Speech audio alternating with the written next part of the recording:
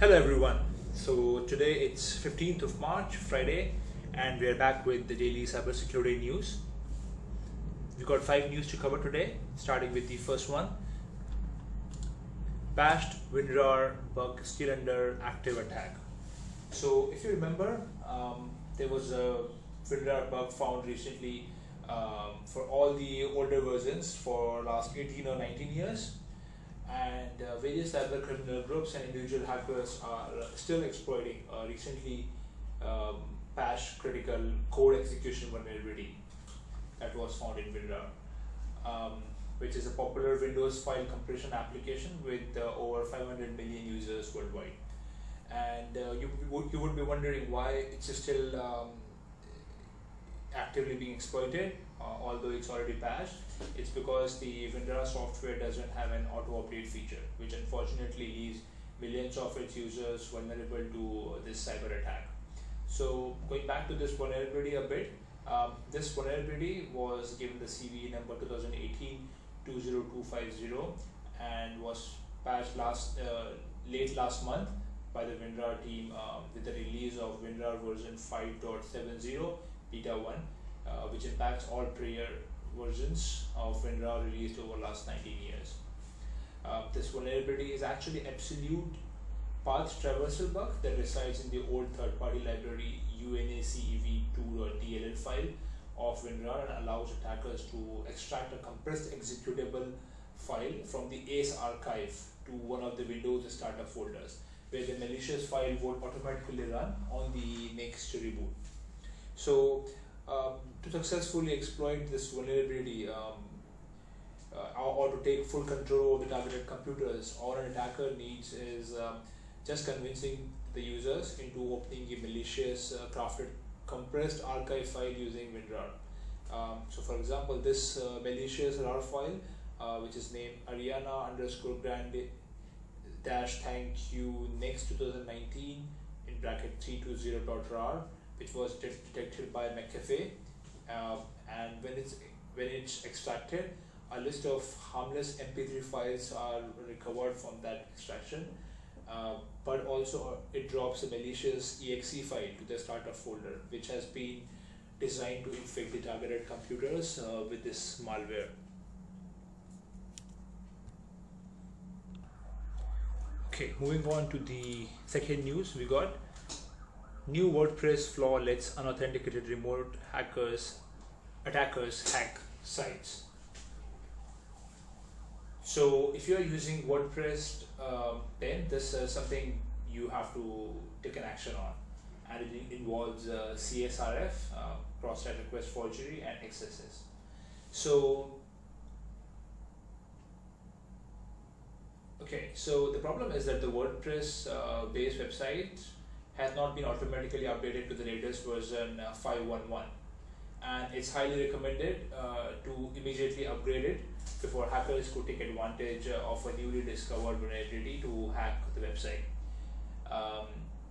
So this flaw comes from CSRF in the WordPress comment section, one of its core components that comes enabled by default and affects all WordPress installations prior to version 5.11. So it's not similar to the previous hacks, but this one actually exploits an unauthenticated remote attacker to compromise and gauge remote code execution on the vulnerable WordPress websites. As per the exploit demonstrated by the researcher, it relies on multiple issues, 3 issues as per the researcher. The first one says WordPress doesn't use CSRF validation when a user posts a new comment, allowing attackers to post comments on behalf of an administrator. Second one says comments posted by an administrator account are not sanitized and can include arbitrary HTML tags, even script tags. And third one says WordPress front end is not protected by the X-frame options header, allowing attackers to open targeted WordPress sites in a hidden iframe from an attacker-controlled website. So by combining all these issues, an attacker can actually silently inject a stored XSS payload into the target website just by tricking logged on administrator into visiting a malicious website which contains the exploit code. The attacker can then even take complete control over the target WordPress website remotely by injecting an XSS payload that can modify the template for the WordPress and include a malicious PHP backdoor. Since WordPress automatically installs security updates by default, there should not be a problem, and the WordPress users or you should be already running the latest version, which is 5.1.1. But if the automatic updating is disabled or turned off for your WordPress, then it's advised to temporarily disable the comments and log out of your administrator session until the security patch is installed. Okay, moving on to the third news we have for today, which is Fujitsu wireless keyboard model vulnerable to keystroke injection attacks. So Fujitsu LX wireless keyboards are susceptible to keyboard injections as discovered by SYSS GmbH, which is a German pen testing firm. The attacks allow a threat actor to beam wireless radio signals to the keyboard's receiver, which is called USB dongle, and inject rogue keyboard presses on a user's computer. The flaw resides with a USB receiver alone, which besides accepting the keyboard's encrypted communication, also accepts unencrypted data packets that use the format described in a demo design kit that Fujitsu devs appear to have left behind in the USB dongle. The researcher says that if this keystroke injection attack is also paired with another older Fujitsu wireless keyboard, then the replay attack can be done, as he reported in 2016. And a threat actor can remotely attack computer systems with an active screen lock and plant a malware on a seemingly secure system. There's a demo video, and we will give a link on our YouTube video description, which you can check from SYSS security researcher, in which the researcher shows off a basic radio hardware rig for pulling off a keystroke injection attack. Moving on to the fourth news for today, which is Facebook debuts AI tool to tackle revenge porn. So actually, what is revenge porn? It's something which is known as the sharing of intimate and often sexual images without someone's consent, and it's a problem which has exploded in severity with the growth of the internet.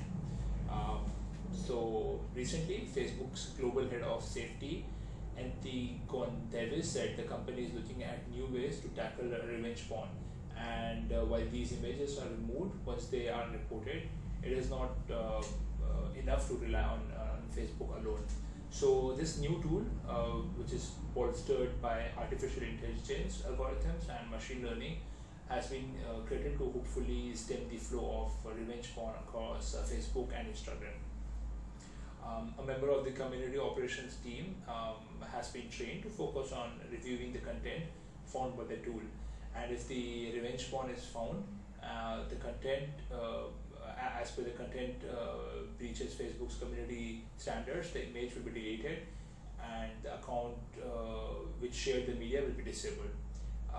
If anyone believes that someone have become a victim of revenge porn or already have become so, the social networking giant Facebook has also launched the Not Without My Consent, which is some service and a victim support hub, which includes advice and steps to take if these situations occur. And then moving on to the last news for today, attacks compromise Pakistani government website to deliver Scanbox framework payload. So researchers from Trustwave detected a compromised Pakistani government website that delivers Scanbox framework payload whenever anyone visits the site. The compromised Pakistani government website is tracking.dgip.gov.pk, and it's a subdomain of the Director General of Immigration and Passport of the Pakistani government that allows passport applications to track the status of their application. So how this works? Once the Scanbox framework is on the visitor's system, it collects system information and keystroke log. keystrokes are leaked. It also attempts to detect whether the visitors have installed any of the 77 endpoint products such as security tools, decompression, and virtualization tools. So most of the antivirus and security products fail to detect this. However, Trustware detected and the compromised site on March 12th, as you can see on the screenshot. Only Trustware shows this one as malicious. This is Scanbox server currently appears inactive, but the infection indicates that the attacker has some level of access to the site, and so it's likely that the server could return to activity or be replaced with a different piece of malicious code at the attacker's will. Okay, that completes our daily news for Friday. Have a good weekend and do subscribe to my channel if you like to know about latest cybersecurity news. We'll see you again next week. Thank you.